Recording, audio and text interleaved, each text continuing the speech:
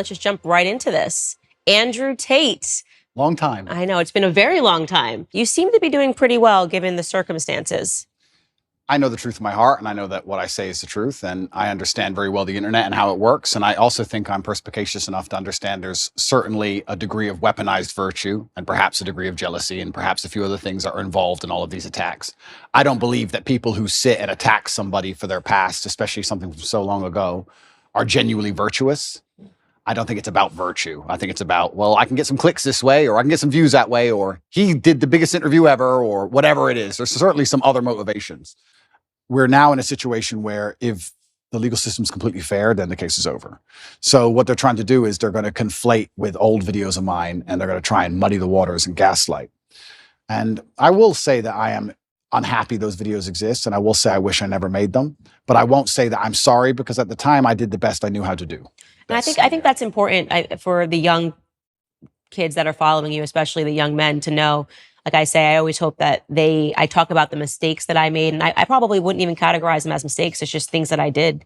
And if I could go back, of course, I wouldn't do it. Hindsight's 2020. Yeah. But it's important for them to hear that. I'm not proud of that, obviously. I'm not proud of it. And that's why I never push them to the world, and that's why I never, propagate them in any way. Unfortunately, there's a weaponized attack against me where they still exist. And that's why I do so good to talk against them. I think that if you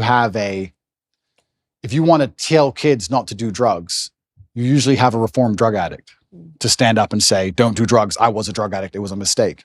And I think that gives you a degree of credibility. So now we're living here. I'm sitting here as a person who's accused of a crime. The victims are on my side. There's no one against me but the state. I've done nothing wrong. There's these Twitter detectives, Twitter internet detectives, who know who funds them, trying their very best to prove me guilty for no reason by taking old videos and conflating the issue and trying to make it complicated when it doesn't need to be. And I just sit here and think— they are complicating the issue. I very much agree with you on that. I think that the goal of digging up these old videos was to say, well, that this somehow legitimizes the case against him in Romania. Yeah. And that's just not true, right? You can say— you even said it, you're not proud of these videos. You can say, I think Andrew Tate is immoral. I think the things that he said here are not principled. They're trying to say that because of things that you said 10 years ago, you shouldn't have a platform to young men today.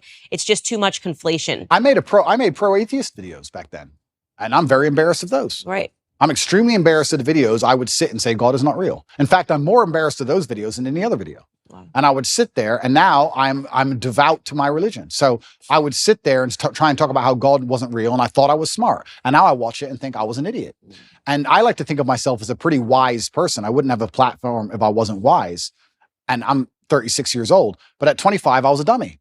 I don't feel like the way I spoke about women or the way I spoke about romantic relationships is my current view on romantic relationships. I think I've certainly matured.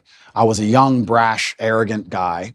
This is what happens when you have a young kickboxer who's beating everyone up, who's making a bunch of money from the streets.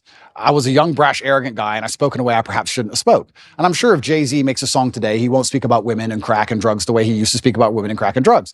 It's just the reality of life. And you have to grow, and you have to take the embarrassment which comes from growing. So I will certainly sit here and make sure— I think the whole world understands that that's not my message. That's not what I'm teaching young boys today. The young boys who are following me today have no interest in these videos and don't watch these videos unless they're pushed by haters. And I think that overall I'm a net positive for the world.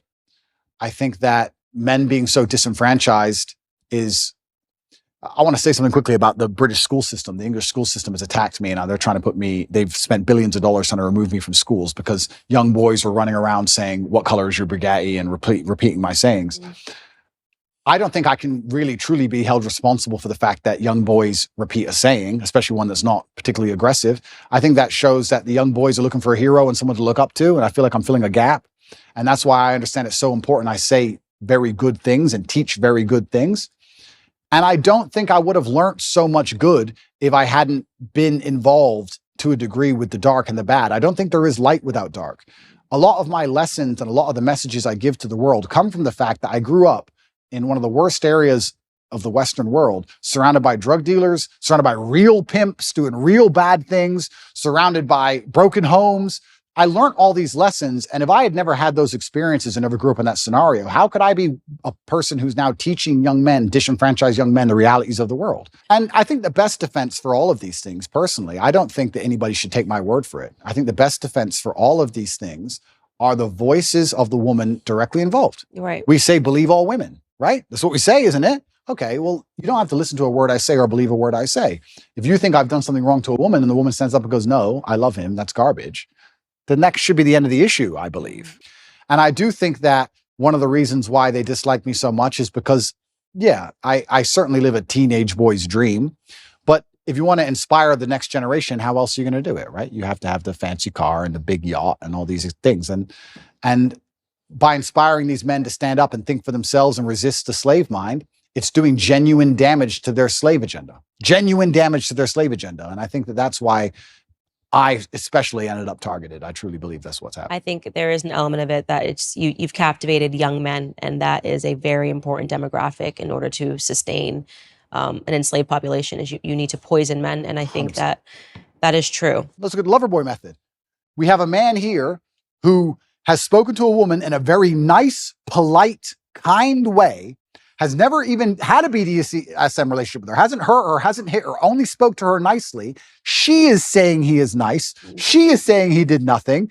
Okay, she's brainwashed and he used lover boy. You can't even be nice. You can't even be, if the government want to put you in jail for sexual crime, you can be a man with a woman, speak to her with absolute respect. She can love you with all her heart and say he has never hurt me, and you are still a criminal. Right. Right. Think of the mind bending. It's crazy. As a man, you're not safe. You're not safe. If they want to get you, they're going to get you, and they're going to use this avenue because this is the most heinous possible crime you can be accused of. The process itself is the punishment. Let's look at what's happened to me. All those months of investigation. During all those months of investigation, there are pages and pages of files. Everything I did, everywhere I went, they were looking for me to break a law. I don't break laws. If I had even sped in a car, if I had littered, if I had done anything, it would all be in the case file. So they're spying on my entire life trying to find a crime. They can't find one. Then they go through my entire personal life, which is now all over the internet, leak it all over the internet. So you go through the embarrassment. Then they seize all your money. $15 million have taken of my money. Then I went to jail for 3 months. Now I'm on house arrest. By the time I'm found innocent, I've been punished. The process is the punishment. The process is the embarrassment. The process is teaching you a lesson. So it's not even about innocent and guilty. I don't think most people at home understand that if they want to hurt you, if you get to a level of influence where powerful people go, we have to damage this guy's name, we're going to accuse him of sexual crime. It doesn't matter if you can prove yourself innocent 3 years from the point they accuse you, because you've already been wrecked. That's the entire goal of it, right? I do believe, however, that Allah is the best of planners.